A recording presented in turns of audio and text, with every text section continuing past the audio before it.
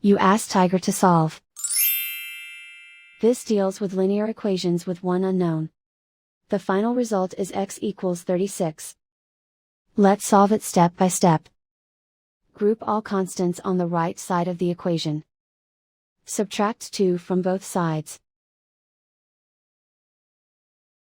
Simplify the arithmetic.